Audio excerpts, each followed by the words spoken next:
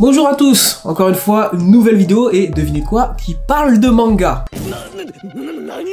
Encore une fois, on change pas de sujet ici, hein, c'est normal, vous connaissez. Mais cette fois, par contre, on va parler d'émotions manga. La dernière fois, on a fait une vidéo de comment dessiner les émotions manga. On a vu à peu près la colère, la joie et si je me trompe pas, la tristesse.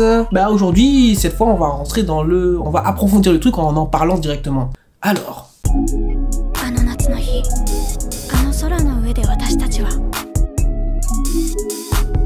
Joie, tristesse, colère, amour, il n'existe pas un manga ou même une histoire où il n'y a pas au moins l'une de ces émotions. Normalement, un bon manga, c'est un manga qui te fait ressentir au moins l'une de ces émotions d'une manière ou d'une autre. Sinon, honnêtement, si quand tu lis un manga, tu ne ressens aucune émotion, c'est problématique. Hein. C'est que franchement, l'œuvre, elle est pas terrible, ça veut dire. Hein. Un manga, c'est censé te faire ressentir des choses vis-à-vis des personnages qui la vivent dans cette histoire. Mieux c'est fait, plus on s'y attache et la plupart du temps, c'est ces mangas-là qui te font ressentir le plus de choses qui sont le plus connus, hein, honnêtement. Hein. Et évidemment, du coup, plus le nombre de lecteurs et de lectrices sont touchés par une histoire, plus ce manga est populaire. Généralement. Et puisqu'on parle d'émotions manga et que la dernière vidéo faisait référence encore à ce sujet et du coup parlait de dessin manga en émotion, sachez une chose, le dessin c'est pas le plus important pour faire ressortir les émotions manga. Alors c'est cool de bien dessiner les émotions, mais une émotion c'est plus qu'un dessin. C'est d'abord un ressenti, c'est un parcours. Je ne serais pas triste parce que tu m'as fait un joli dessin où le mec il est triste, tu vois, ou juste le personnage il pleure, ou je veux pas ressentir de la colère parce que le type tu me l'as fait parce qu'il est énervé. S'il n'y a pas un parcours qui m'emmène à ce dessin pour me faire ressentir une émotion, du coup ça passe pas.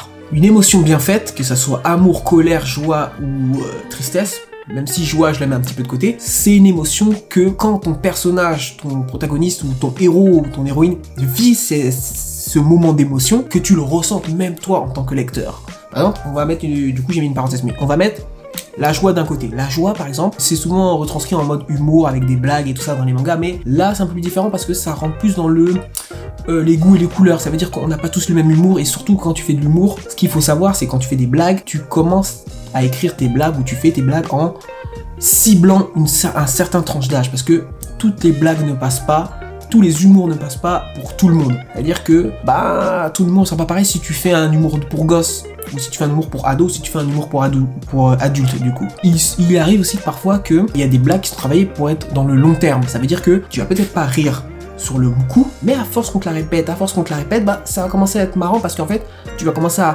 mieux comprendre le délire, à plus t'attacher au personnage. Pour prendre un exemple, One Piece. Il y a beaucoup de blagues qui sont récurrentes. Quand j'ai commencé One Piece, ça me faisait pas plus rire que ça. Il y a des blagues qui étaient marrantes, mais les blagues récurrentes me faisaient pas rire à ce point-là. À force de voyager avec les personnages, de les connaître, d'avancer avec eux et de connaître leur mimique, ces blagues-là, ils ont commencé à vraiment me faire rire parce que le parcours a fait que aujourd'hui je comprends le délire, aujourd'hui j'aime ces blagues-là. Mais t'en as d'autres qui, au contraire, plus jeune ça te faisait rire et en grandissant, tu perds en fait cette joie parce qu'en fait ton humour a évolué entre temps, mais parce qu'en fait ces blagues-là étaient adaptées à ton âge. Et aujourd'hui, elles sont dépassées parce que tu as grandi. Donc du coup, autre chose te fait rire. Moi je sais qu'aujourd'hui, pour prendre un exemple, dans Bakuman, il parle à un moment de, quand tu veux faire un manga un peu plus sérieux, il existe de l'humour sérieux. C'est l'humour en fait qui est fait, entre guillemets, pour les gens un peu plus grands, un peu plus sérieux. C'est ces scènes-là où toi, en tant que lecteur ou lectrice, tu vas rigoler, mais à mort, à foison. Mais le héros en lui-même, lui, il vit une situation où il a pas envie de rire du tout.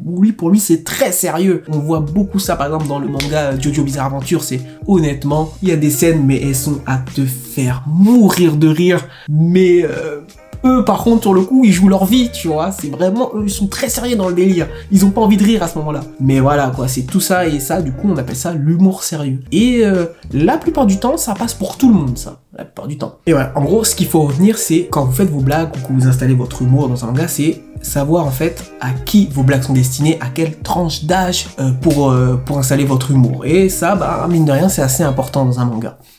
Petite transition en plein milieu de la vidéo, évidemment je sais que vous êtes sur émotion manga, mais si vous voulez vraiment comprendre les sentiments des autres, ou si vous voulez me faire plaisir pour voir mon émotion à moi, ce serait pas mal d'aller voir le site sur lequel on bosse à chaque fois. kuroclément.com. Donc plus de sentiments, plus d'amour, je vous laisse continuer la suite de la vidéo. Et là, du coup, on rentre dans la... Franchement, tristesse et amour, ça c'est les deux émotions où tu peux pas les éviter. Dans les mangas, tu ne peux pas les éviter, mais là c'est plus compliqué parce qu'en vrai, ces deux-là, ils se jouent sur la même longueur. C'est qu'en fait, c'est des émotions à parcours. Tu ne peux pas être triste quand il n'y a pas eu de parcours à côté. Tu ne peux pas être amoureux, même c'est même ça dans le manga d'amour. Un manga d'amour qui t'as la finalité dès le premier chapitre, bah c'est pas un manga d'amour. Il faut qu'il y ait un certain parcours, tu vois. En amour, c'est fait pour traîner parce que c'est bête, c'est cruel, mais on aime voir les gens, dans les mangas d'amour, on aime voir les protagonistes, les héros, patauger, être traînés dans la boue pendant un moment avant d'avoir le résultat de leurs efforts envers leur amoureux ou leur amoureuse en fait. Et c'est cruel, c'est con, mais bon, c'est ce qu'on aime. Nous, on aime bien voir les gens souffrir ici. On attache plus d'importance au parcours qu'à la finalité en fait. Et du coup pour la tristesse c'est pareil. Je me sentirais pas triste pour un personnage qui a perdu son père ou sa mère s'il n'y a pas eu un certain parcours avant. Regardez, prenez par exemple Demon Slayer. Au début ça va. Et là, coup de choc, il perd toute sa famille, sauf sa sœur. T'es juste surpris parce qu'en fait, il y a un état de choc. Mais je suis pas spécialement triste pour lui.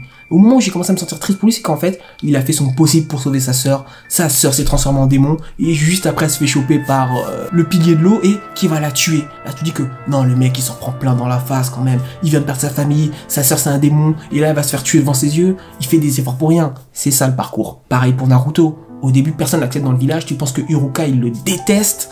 Et que du coup il le maltraite à cause de ça, et que bon, personne ne l'accepte vraiment. Il vole un rouleau, et là t'apprends quoi? En fait, Iruka il se voit en lui quand il était jeune, et donc du coup en fait il le considère un petit peu comme son fils.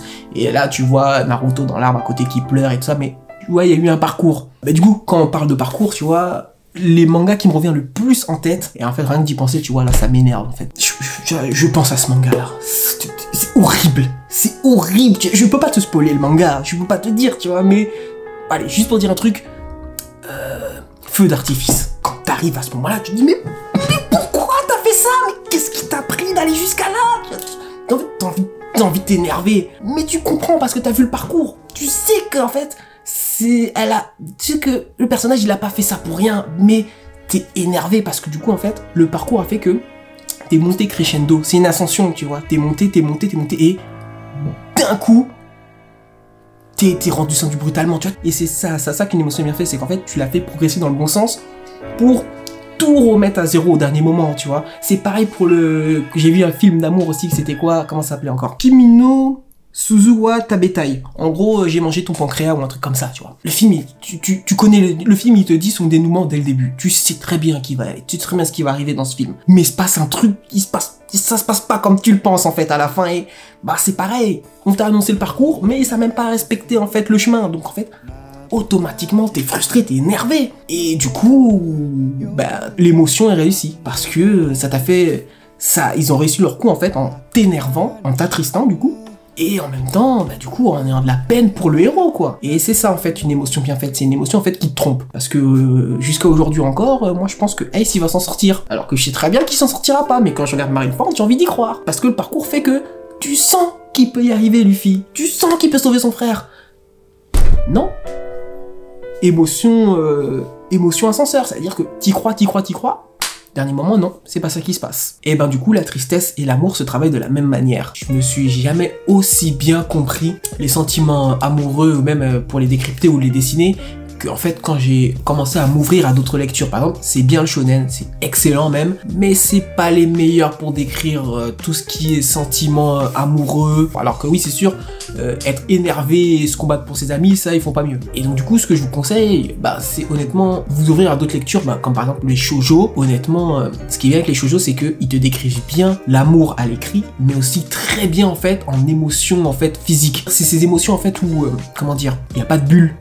C'est quand le corps il agit à la place de la personne. C'est comme si en fait le personnage pensait quelque chose, mais le corps agit différemment. Il agit de manière vraie, plus vraie que le personnage lui-même, et lui-même il s'en étonne. Dans les mangas d'amour, ils le font très bien. Ces moments de contradiction entre le corps et la pensée. Actuellement, je sais que je suis en train de bousiller Gotobun, The Quintessence Quintuplet, pour ceux qui connaissent. Et franchement, c'est bien, hein, c'est cool. Hein. C'est bien de faire en fait manga d'amour et roman. Ce qui est bien dans les romans, eux, ils sont très forts pour mettre quoi? Des mots sur les émotions que toi-même, tu n'arrives pas à décrire parfois. Moi, en tout cas, il m'arrivait souvent de dessiner, de ne pas réussir à dessiner une émotion parce que je ne la comprenais pas, mais de retrouver cette description dans un livre ou un roman parce que en fait, l'auteur il savait mettre les mots justes sur le sentiment même que j'avais en fait. Et bizarrement ça m'a paru plus clair et plus facile à dessiner parce que j'avais les mots en tête, je savais ce que ces mots représentaient et j'ai pu construire une image grâce à ces mots. Et moi je sais qu'en ce moment actuellement je lis beaucoup les livres d'Amélie Nothomb parce que Amélie Nothomb, comme d'habitude,